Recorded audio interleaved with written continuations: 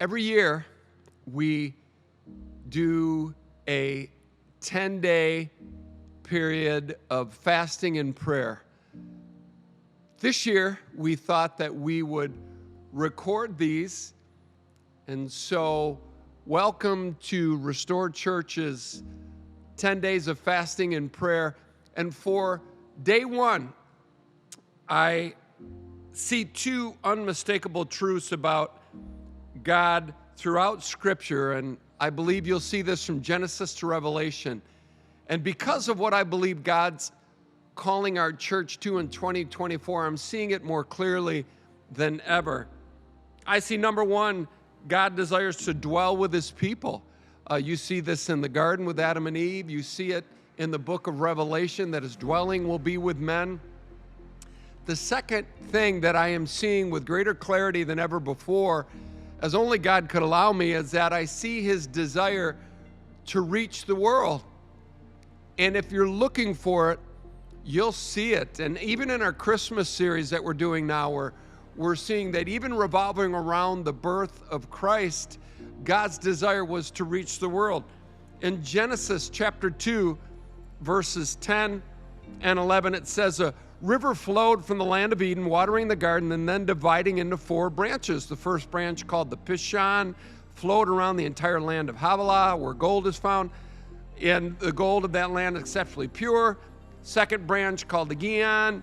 The third branch was the Tigris. The fourth branch was the Euphrates. It's believed that the reason why the river flowing from the Garden of Eden broke off into four other rivers was because God's original intent was to reach the four corners of the earth from the Garden of Eden.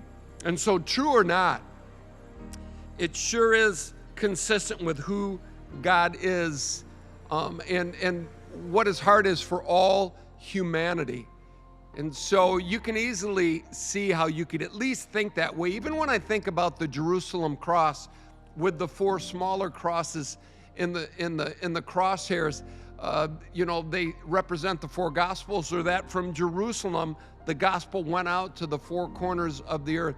God's heart has always been to reach all of humanity. For God so loved the world that he gave his only begotten son, John 3:16, maybe one of the most quoted verses. And so my question for you, day one, if that's God's heart, and if you've invited Jesus into your heart, what is keeping you from going out? What is keeping you from reaching out? If that was God's intent from the very beginning, what's keeping you? I want to just ask that on day one of this time of fasting and prayer, that you would be willing to write down the things that are keeping you from going out, that are keeping you from reaching out.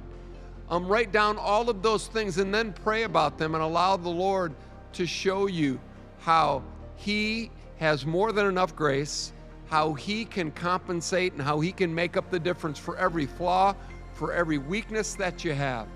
God bless you in this 2024 season.